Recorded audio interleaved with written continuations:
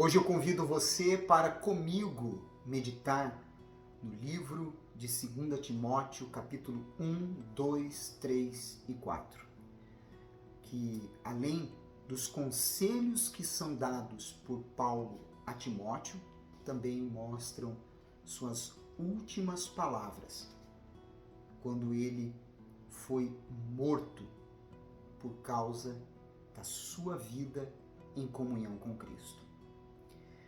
Quem escreveu esse livro, quando foi escrito, por que foi escrito e por que ler esse livro e o que buscar nele é o que eu trago para você antes de entrarmos nesta carta tão importante. Foi o apóstolo Paulo quem escreveu, talvez entre 66 a 67 depois de Cristo, quando Paulo estava numa prisão romana. E foi escrito porque muitos dos auxiliares de Paulo, talvez percebendo que a sua situação era irremediável, o haviam abandonado na prisão. A ocasião era difícil para Paulo, que estava sofrendo tanto física como emocionalmente. A sua situação problemática, a preocupação com as igrejas que havia fundado, e não menos importante, o seu amor por Timóteo, o impeliram a escrever essas palavras. Você deve ler esse livro porque muitas vezes as últimas palavras de uma pessoa que está morrendo causam forte impacto. Em certo sentido, segundo Timóteo, é assim. São as recomendações de alguém que sabe que chegou ao fim da vida. Paulo, aprisionado em Roma pela segunda vez, percebeu que não seria solto. Prevendo a sua morte como mártir, escreveu de modo cuidadoso e deliberado sobre a essência do Evangelho. Suas últimas palavras são palavras que nos mostram como viver. Esteja atento às declarações intensas nas quais Paulo procura reunir a sabedoria de uma vida inteira a serviço de Deus. Observe, especialmente, as maneiras como desafiou Timóteo a ter um ministério mais eficiente. As joias contidas nesse livro foram forjadas no cadinho das experiências ameaçadoras da vida, mas remetem para a esperança que todos temos em Cristo. No capítulo 1, no versículo 5, quando a palavra do nosso Deus mostra Paulo dando as seguintes instruções em sua ação de graças.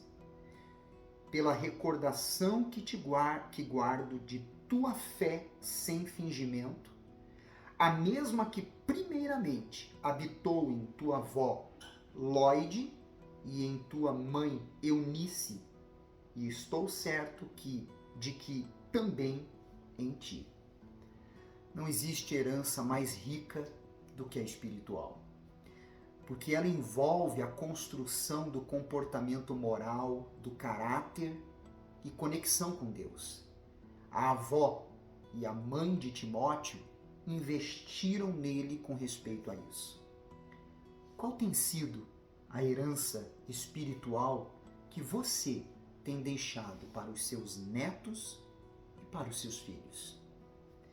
No versículo 7, quando fala sobre a prática do zelo, da firmeza e da fidelidade, Paulo diz: porque Deus não nos tem dado espírito de covardia, mas de poder, de amor e de moderação. Através do Espírito de Deus, recebemos coragem para assumi-lo com intrepidez, amor para estender a mão aos necessitados e equilíbrio para agirmos com racionalidade e não fanatismo. No versículo 14, ele diz: guarda o bom depósito mediante o Espírito Santo que habita em nós. O bom depósito é o Evangelho. Isso era especialmente importante em Éfeso, onde os falsos mestres estavam alterando e fazendo acréscimos aos significados básicos da mensagem cristã.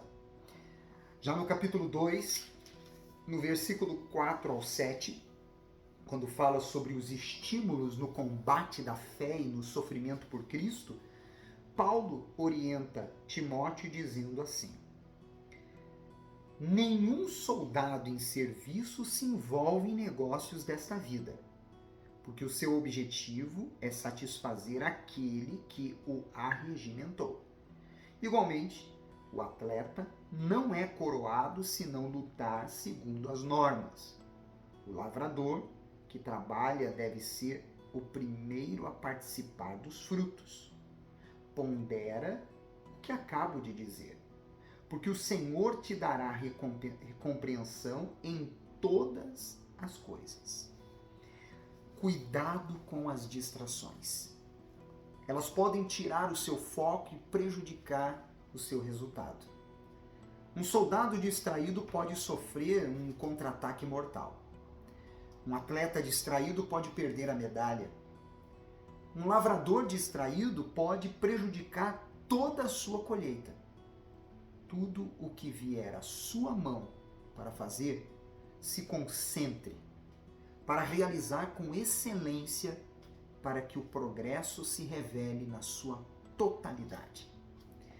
Já no capítulo 2 ainda, do versículo 20 e 21, quando ele fala sobre as falsas doutrinas e os falsos crentes e como corrigi-los, ele traz um ensinamento profundo dizendo: ora, numa grande casa não há somente utensílios de ouro e de prata, há também de madeira e de barro, alguns para honra, outros, porém, para desonra.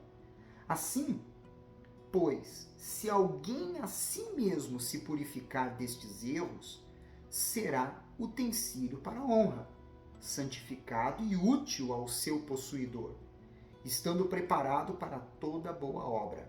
Essa purificação que ele se refere estava relacionado a todos aqueles ensinamentos que eram para prejudicar a comunhão com Deus e desviar os cristãos do caminho da fé.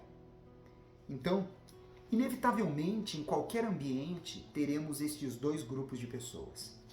Por isso, não é fugindo ou se esquivando de determinados ambientes que seremos mais de Deus ou não nos contaminaremos. Mas onde estivermos, devemos buscar ser, independente da posição ou do âmbito profissional ou familiar ou em uma igreja, utensílios de honra.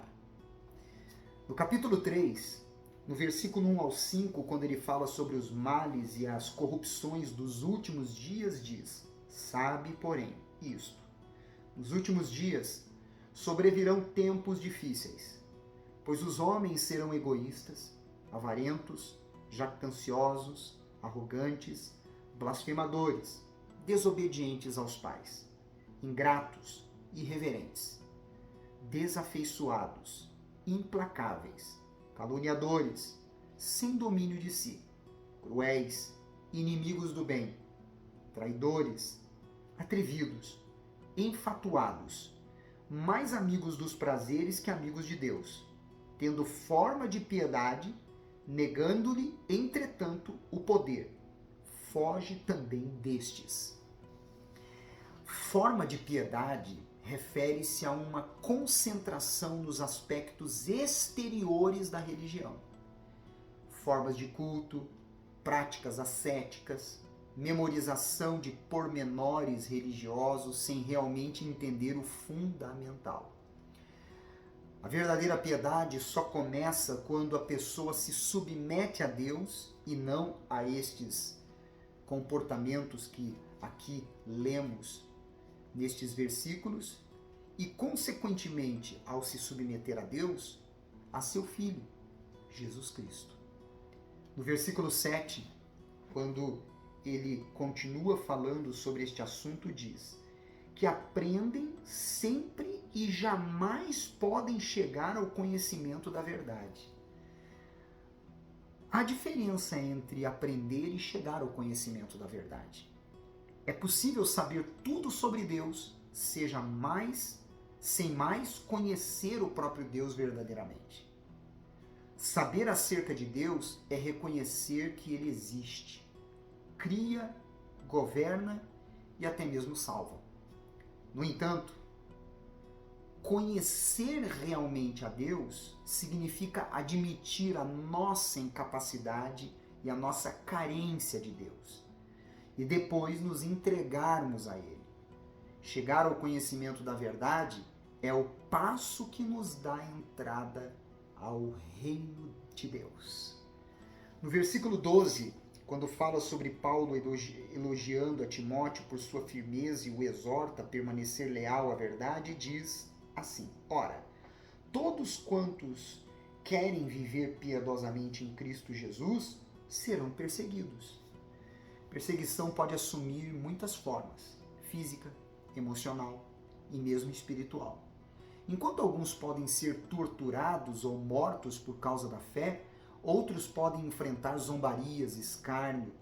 Não devemos imaginar que vamos escapar daquilo que Jesus e os apóstolos sofreram. Perseguição nas mãos das autoridades. O cristianismo genuíno é impopular e ameaça os poderes estabelecidos do mundo. Ser cristão significa opor-se ao espírito do tempo presente, razão pela qual podemos esperar sofrimentos.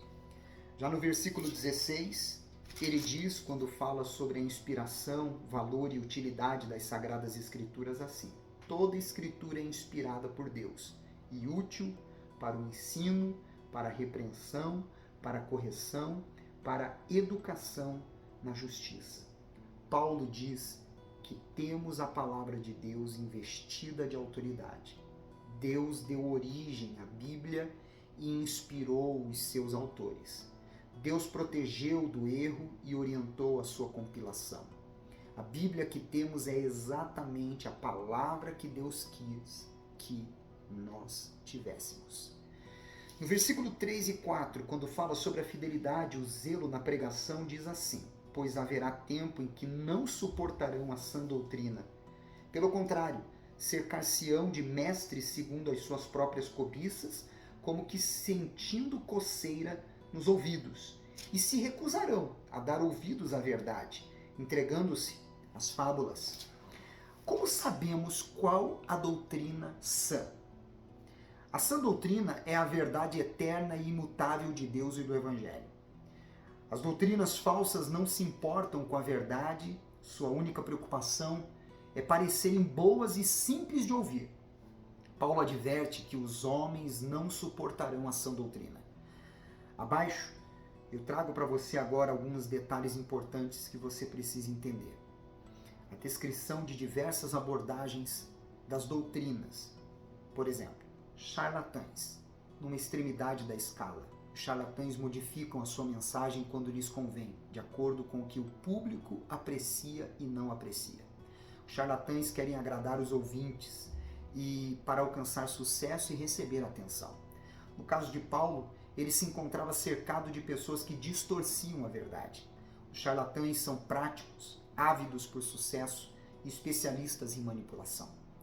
Eles adaptam suas doutrinas para atender ao gosto do público e para atrair ouvintes. Sua abordagem é sempre flexível, pois eles querem chamar atenção e impressionar. A fé se torna um negócio para eles. No entanto, para o apóstolo Paulo, tais pessoas pervertiam o evangelho. Os comerciantes. No meio da escala encontram-se os comerciantes de ideias religiosas. Vendem suas ideias com motivação sincera, mas seu objetivo principal é agradar o público. Eles se preocupam mais em obter uma resposta positiva dos ouvintes do que manter a integridade da mensagem.